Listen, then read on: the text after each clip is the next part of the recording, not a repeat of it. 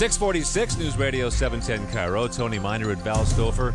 Iraq, 1 year later. Our special report continues now, and all week long, 710 KIRO has been running a special series. I'm Heather Bosch. I expected the most to fight a fire. I did anticipate Homeland Security. About 4,000. Most direct impact on the war here in the Northwest is the number of troops, especially National Guard soldiers who've been called to serve. 710 KIRO's Heather Bosch has been producing that series called Citizen Soldier, and she joins us live now on the 710 KIRO Newsline. Hi, Heather.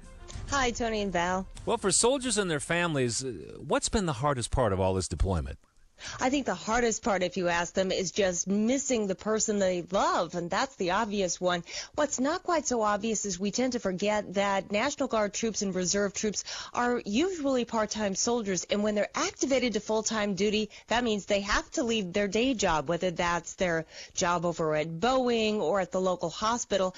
And that creates other problems. Not only is there a missing employee at the hospital or at Boeing, but that family might suffer up to a 50% pay cut by what they get from the National Guard. It just isn't usually what they're making on their day job. So families have a tremendous financial struggle. And then there's the other part of it that because they are not full-time soldiers, they usually don't live near bases. So you've got people scattered all over the state not getting that support that they might get if they were right on a base. So emotionally, they're not getting a lot of support. Physically, they're not getting that support. And financially, a lack of support there as well, Tony and Val. Well, Heather, the flip side of the job issue with these citizen soldiers are the businesses. Now, what businesses did you find being particularly hard hit because of the call-up? The hardest hit by the call-up is the self-employed guardsman. He or she might lose their business. I also found out, Professor Bill Woodward, a historian at Seattle Pacific University, told me that soldiers tend to be drawn to certain fields. Law enforcement, they work as EMTs. They're very good at that. But what happens in the case, for example, of the Pierce County Sheriff's Department, they've lost about 10% of their staff, from officers to guards at the local jail. They're now overseas in Iraq, so there's this big drop in employment. They can't go out and just hire a bunch of new employees. It's not practical. There's not the time to train them, and by law, guardsmen and women have to get their jobs back when they return. How are these soldiers feeling? Are they feeling excited? Are they feeling proud, Heather?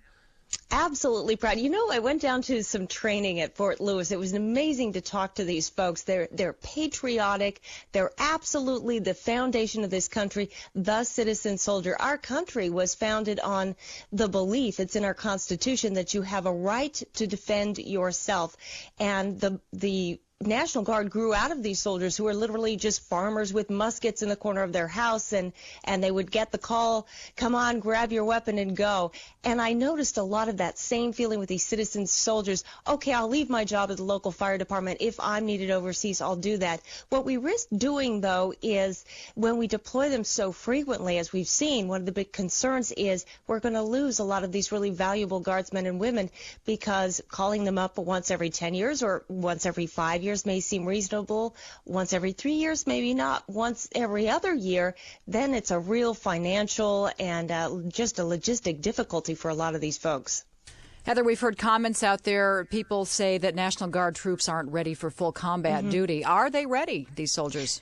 Boy, a couple different schools of thought on that. Colonel David Hackworth, who writes a column and is in communication with a lot of the National Guard troops, is very worried about this. He says, look, you just can't take a group of people who are only funded to be trained 38 to 40 days a year and compare them to regular military who are training every day of the year.